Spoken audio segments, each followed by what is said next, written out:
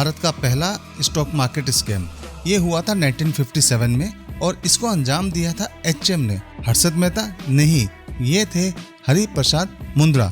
तो ये हरिप्रसाद मुंद्रा थे कौन? हरिप्रसाद मुंद्रा थे कलकत्ता के एक नामचीन उद्योगपति। वो जूट मिल्स के मालिक थे, वो शिपिंग कंपनीज के मालिक थे और बीमा क्षेत्र में भी उनकी कुछ हिस्सेदारी थी। तो इतने बड़े उद्योगपति होने के बावजूद उनको घोटाला करना क्यों पड़ा? ऐसी क्या नौबत आ गई? हरिप्रसाद मुंद्रा की चकाचौंध जो दिखती थी वाकई में वो ऐसी थी नहीं। उनके सभी काम धंधे ठप थे और वो सारी लॉस मेकिंग कंपनियां थी, यानी सारी कंपनियां उनकी घाटे में चल रही थी। तो इसी चीज से दुखी होकर वो 1957 से कुछ साल पहले, जिस साल ये घोटाला अंजाम दिया गया उसके कुछ साल पहले वो बॉम्बे आ गए। बॉम्बे आके उन्हें पता चला कि बॉम्बे स्टॉक एक्सचेंज में काम किया जा सकता है और काफी पैसा बनाया जा सकता है, और जो कि उन्होंने बनाया भी। और ये पैसा उन्होंने बनाया सर्कुलर ट्रेडिंग करके। सर्कुलर ट्रेडिंग एक तरीके की धोखाबाजी होती है निवेशकों के साथ, जिन्हें एक समूह यानी 2, 4, 6, 8 लोग मिलकर चलाते हैं और वो किसी भी कंपनी के स्टॉक ट्रेडिंग करना स्टार्ट करते हैं और प्राइस को रिग करते हैं, यानी जबरन प्राइस को बढ़ा देते हैं आपसरी में ही उसका ट्रेड करके। इससे प्रभावित होकर मासूम निवेशक झांसे में आ जाते हैं, देखते हैं कि इस स्टॉक की कीमत बढ़ रही है तो शायद ये अच्छा स्टॉक होगा और वो उसे खरीदना स्टार्ट करते हैं। और जब काफ़ी स्टॉक आम निवेशकों के पास चला जाता है तब ये अपना सारा माल झाड़ कर निकल जाते हैं। तो हरिप्रसाद मुंद्रा ने इस प्रकार की धोखेबाजियां करना शुरू की और इससे वो काफ़ी पैसे बनाने लगा। अब उसकी हिम्मत खुल गई, उसका मन बढ़ गया और वो अब कुछ बड़ा करना चाहता था, क्योंकि अब इनसे उसका कुछ काम चलने वाला था नहीं। क्योंकि जब इंसान का लालच बढ़ता है तो वो न आओ देखता है न ताओ देखता है। क्योंकि वो कलकत्ता का एक नामी गिरामी उद्योगपति था तो उसकी सरकार के अंदर में काफ़ी पैठ थी, पकड़ थी, और इसी का फ़ायदा हरिप्रसाद मुंद्रा ने बखूब उठाया। यह बात वो बहुत अच्छे से समझ गया था कि अगर कुछ बड़ा करना है तो उसे पॉलिटिशियंस का साथ लेना बहुत ज़रूरी है। और इसी प्रकार उसने राजनेताओं के साथ मिलकर LIC से 1.6 करोड़ का निवेश अपनी जाली कंपनियों में करवाया। जाली कंपनियों का मतलब है कि वो कंपनियां एग्जिस्ट करती ही नहीं थी, क्योंकि उन दिनों कंपनी बनाना काफ़ी आसान था। और इसने जाली शेयर सर्टिफिकेट्स बना के उन कंपनियों के जो कंपनियां थी ही नहीं उसके शेयर्स इसने LIC को बेच दिए।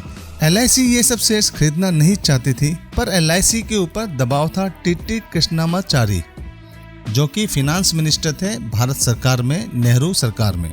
हालत तो ये थी कि LIC के इन्वेस्टमेंट बोर्ड तक को जानकारी नहीं थी कि 1.6 करोड़, जो सुनने में काफ़ी मामूली रकम लगती है आज की तारीख में, और ये महंगाई दर जो है 6% के हिसाब से अगर आप एडजस्ट करें तो 1.6 करोड़ उस समय का आज की तारीख में होता है 650 करोड़ से भी ज़्यादा। जब LIC ने इतना बड़ा निवेश किया 6 कंपनियों में तो उस समय के मीडिया और अखबारों में इसकी चर्चा खूब होने लगी और इस स्कैम को बाहर लाने की पुरजोर कोशिश होने लगी। लेकिन हरिप्रसाद मुंद्रा को तो पूरा यकीन था कि उसका कुछ बिगड़ने वाला है ही नहीं, क्योंकि कोई क्या ही कर लेगा।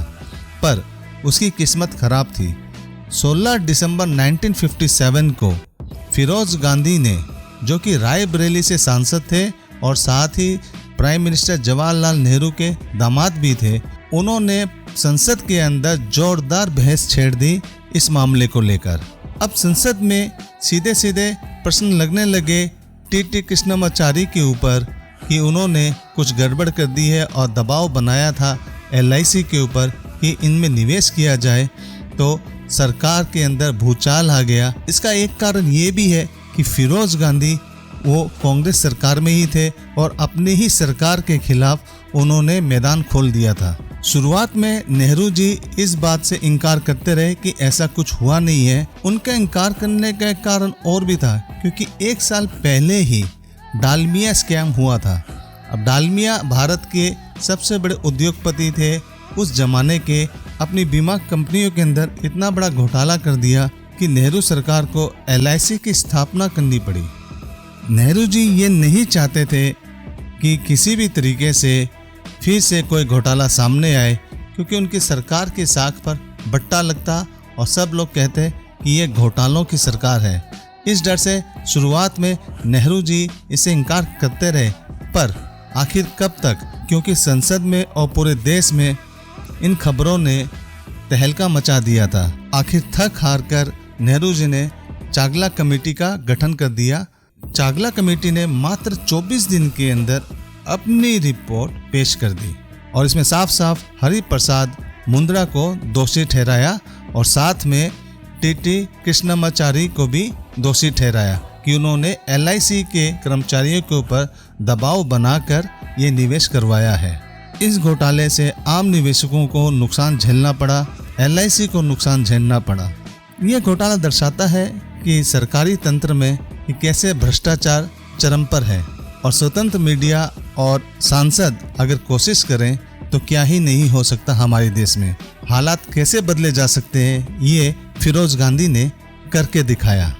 धन्यवाद देखने के लिए।